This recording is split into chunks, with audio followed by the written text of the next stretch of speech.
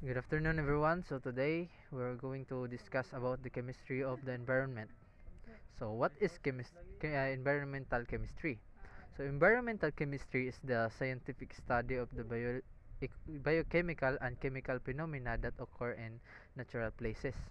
So the field of chemistry deals with the study of reaction, sources, transport, and effects, along with the fates of all the chemical species present in the soil, water, and air environments, and also the effects of technological theorem. So the environment consists of various compartments, including thermosphere, mesosphere, stratosphere, and troposphere. So Earth atmosphere. So the atmosphere is the thin layer of gases that covers Earth's surface and transport energy away from equatorial regions and serves as a pathway for vapor phase movement of water in the hydraulic cycle, and it absorbs energy and damaging ultraviolet radiation from the sun. So the Earth atmosphere is made up of gases, solid and liquid particles.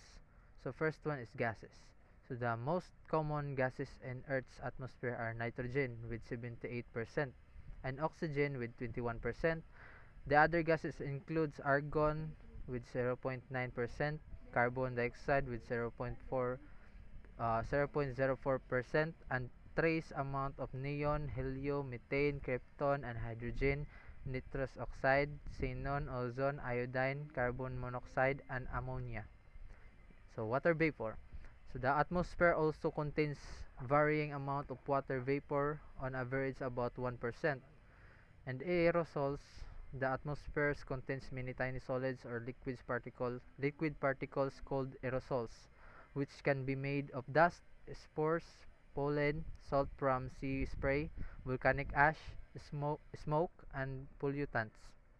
So thermosphere and ionosphere. So above 100 km is the thermosphere, and ionosphere where the temperature increases from 200 K at 100 km to 500 K at 300 km. So the temperature goes even higher at the altitude increases. And activity as the altitude decrease. In the outer space, most particles consist of single atoms, hydrogen, helium, and oxygen, etc.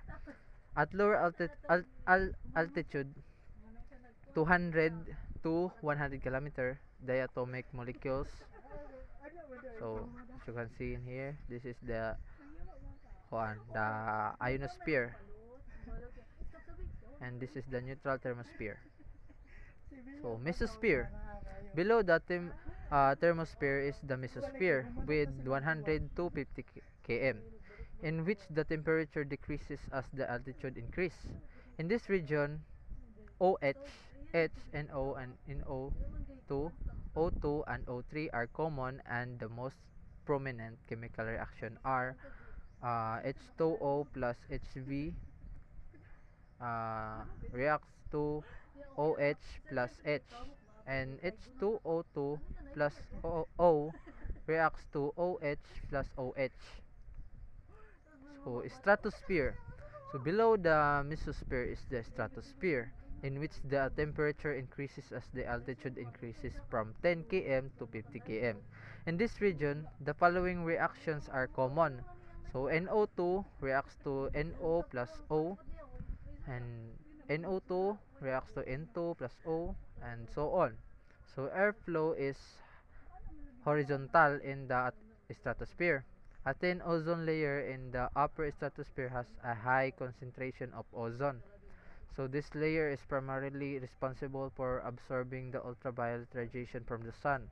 So the ozone is generated by this reaction. O2 plus Hb reacts to O plus O, and O2 plus O reacts to O3. So troposphere. So the troposphere is where all weather takes place. It is the region of rising and falling pockets of air. So the air pressure at the top of the troposphere is only 10% of that as at sea level, with zero point 0.1 atmospheres. So this is a thin buffer zone between the troposphere and the next layer called the tropopause.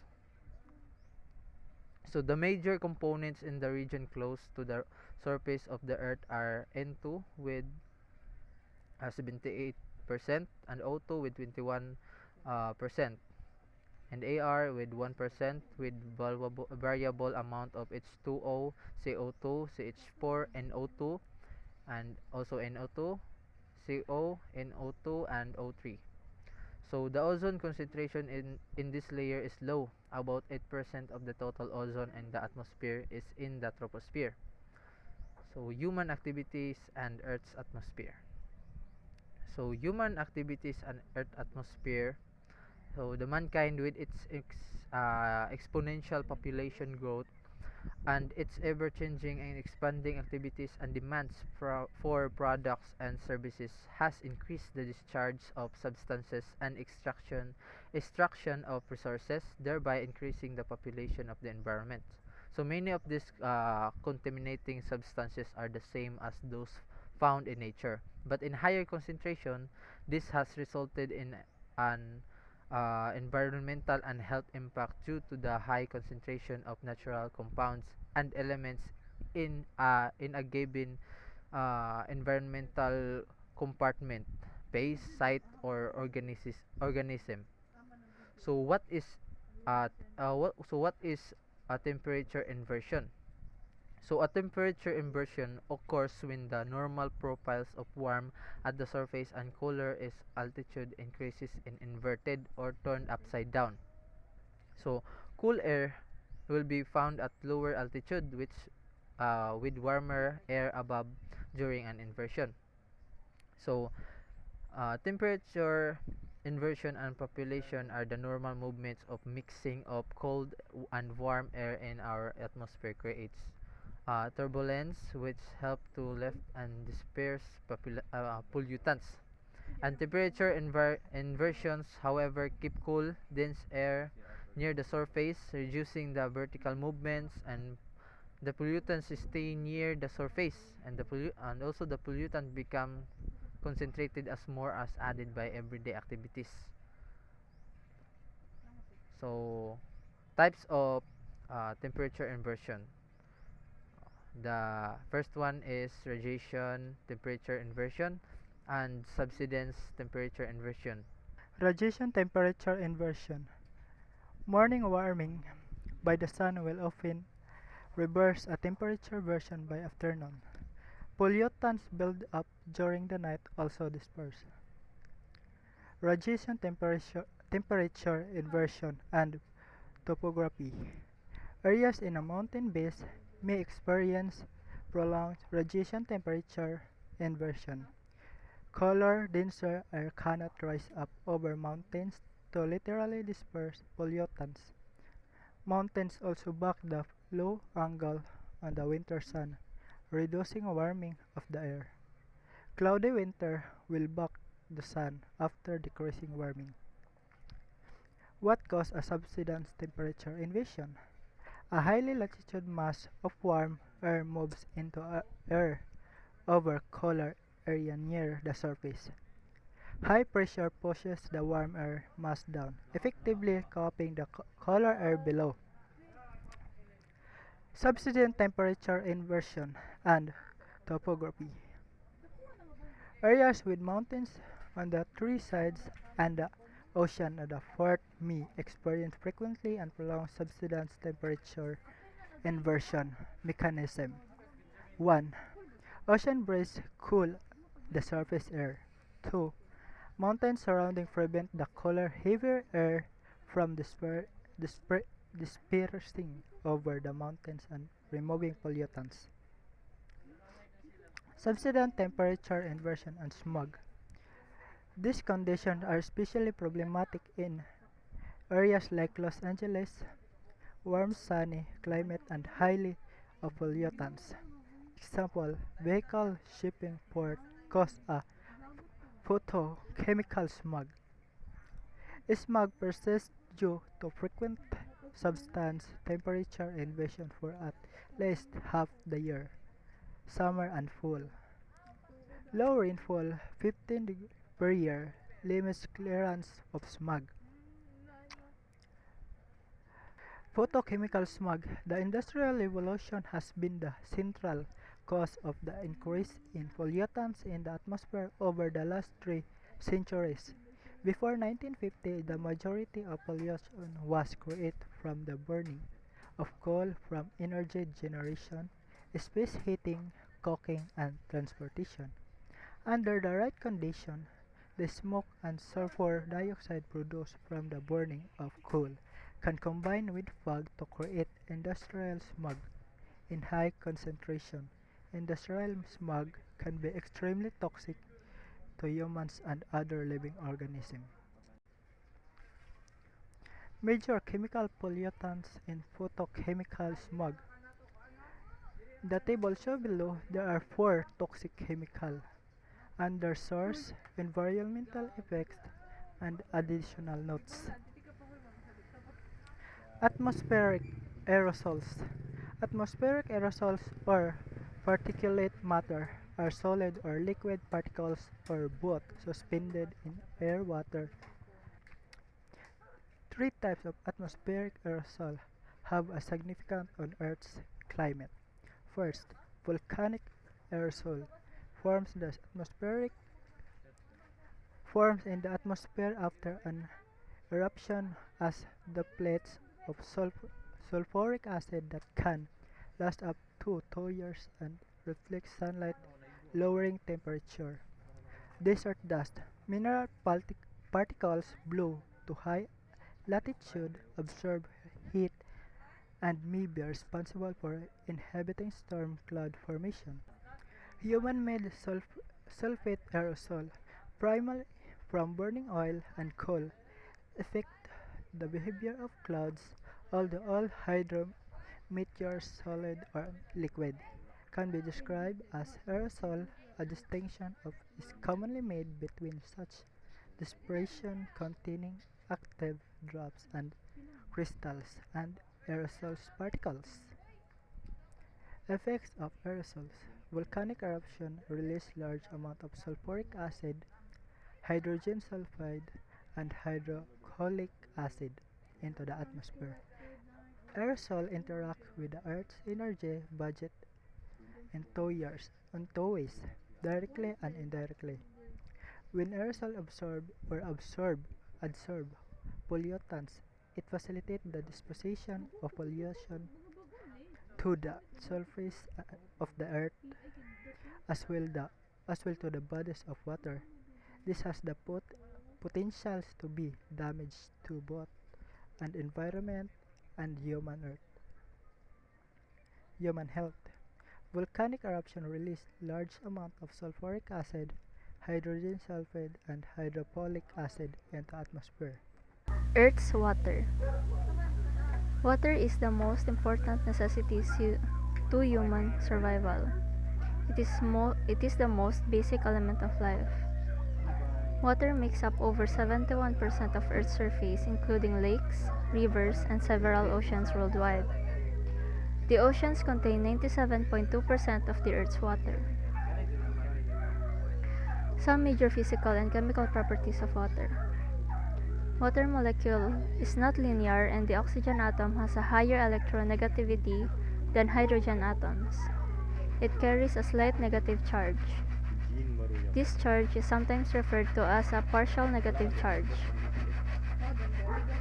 Hydrogen atoms in comparison carry a slightly positive charge. Due to this physical characteristic, water is a polar molecule with an electrical dipole moment. Hydrogen bonding, collection of strong intermolecular forces. In the figure below, the dotted lines represents the hydrogen bond between water molecules. Each water molecule is hydrogen bonding to 4 other water molecules in a lattice. Hydrogen bonding is also the reason water has an unusually high boiling point. Chemical bonding. So in chemical bondings, there is ionic and covalent bonds. Ionic bond is electrostatic attraction. One element transfers an outer electron to another with an available slot in its outer shell. Covalent bonds is sharing of electrons. Polar covalent bonds. Covalent bonding between hydrogen and oxygen atoms is polar O has a stronger affinity for the E, but not enough to pull it completely away from an ion. Anomalous properties of water: high boiling and melting point. Only natural substance found in all three states, liquid, solid, gas, at typical temperatures on Earth. High surface tension moves with dissolved substances through the roots of plants and tiny blood vessels in our bodies. Water as liquid and solid. Liquid water is a partially ordered structure. Strong H bonds are constantly formed and broken. Each molecule is hydrogen bonded to approximately 3.4 other water molecules. Solid water, or ice, is a rigid structure. Each molecule is hydrogen bonded to 4 other water molecules. The regular structure, which is water, holds the H2O molecules further apart. So the H2O molecules in water are loosely packed, while the ice, which is solid, is compact. Human activities and Earth's water. So humans have been polluting the water. How can human actions seriously affect water resources? Our water resources face a host of serious threats, all of which are caused primarily by human activity. They include sedimentation, pollution, climate change, deforestation, landscape changes, and urban growth. One of the most serious threats to the water sources is the degradation of ecosystems, which affect uh, which often takes place through changes to landscapes such as clearances, clearance of forests, the conversion of natural landscapes to farmland, the growth of cities, building of roads, and surface mining. These are the ways that different kinds of pollution affect water resources.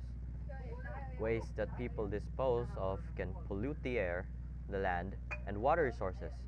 They affect the quality of rainwater.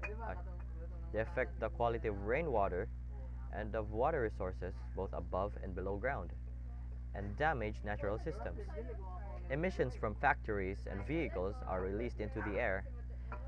They can travel long distances before falling to the ground, for instance, in the form of acid rain. The emissions create acidic conditions that damage ecosystems, including forests and lakes. The consequences of excessive water withdrawal. Around the, around the world, certain lakes, rivers, and inland seas are in the process of drying up because too much water is being drawn from them or from their tributaries. Groundwater is used faster than it is replenished, as is clear from a growing number of reports documenting sharp drops in aquifer levels. Hello everyone, so in this video we're tackling the um, topic soil chemistry. So first, what is soil? Soil is the unconsolidated mineral or organic material on the immediate surface of the earth that serves as a natural medium for the growth of land plants. So soil, the arrangement of sand, silt, and clay particles to form larger aggregates. So, organic matter is the glue that holds the aggregates together, while large pores or macropores filled with air in a moist soil. Small pores, micropores filled with water in moist soil.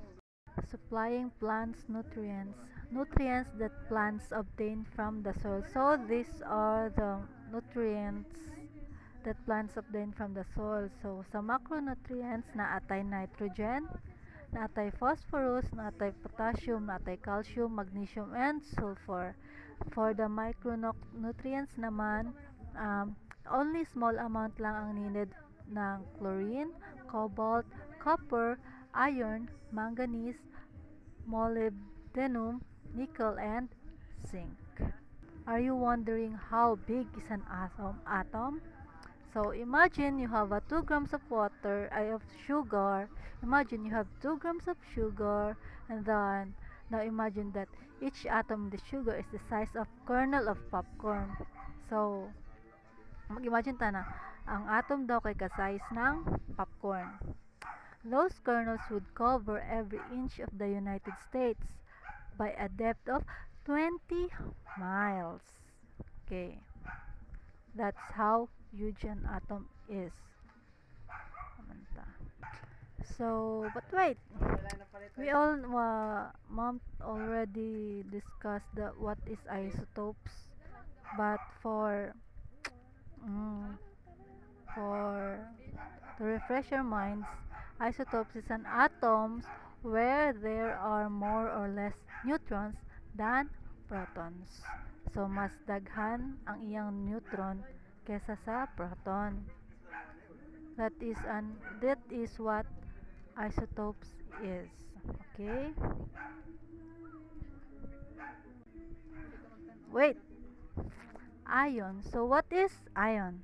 Ion is an atom where there are more or less electrons than protons. So contradict siya sa isotopes.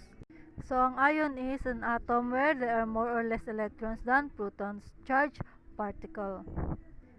What are the types of chemical bonds? We have ionic bond, we have covalent bond. So for the ionic bond is strong. One atom has E negative all the time. Opposite charges holds atoms together.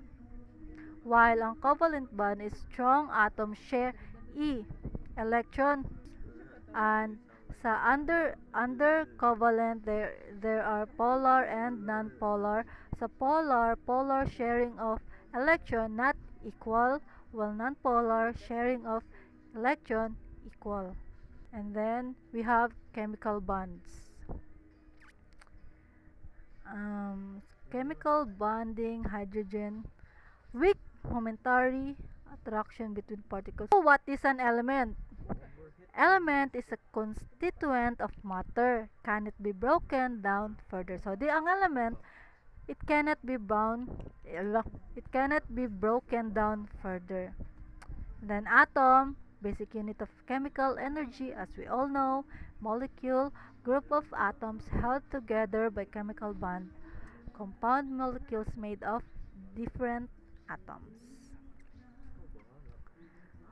Where do plant nutrients come from? Plant nutrients came from decaying plant litter, breakdown of soil minerals, addition by humans, commercial fertilizer, manure, lime, other acids and bases. H plus concentrations of ions. Acidic solutions has high and low, while alkaline basic solutions has low and high. So as we can see there is a one there, 2 arrows. The upper was the acid, the base is the lower, and in the middle is the neutral. Adsorption. Adsorption, ability of object to attract and to hold particles on its surface, so like magnet. The most important adsorbers in soils are clays, organic matter. Clays and organic matter. Well, surface area of clay. 1/4 cup of clay has more surface area than football field. The large surface area of clay allows it to adsorb a lot of water, retain nutrients, and stick to other soil particles. So what are the properties of soil clays? Clay particles are stacked in layers like sheets of paper, have negative charges, so it has negative charges. While number 2, cations bind to clay have positive charges. Cation retention on organic matter. Hydrogen, nutrients. Increasing pH increases cation exchange capacity of organic matter.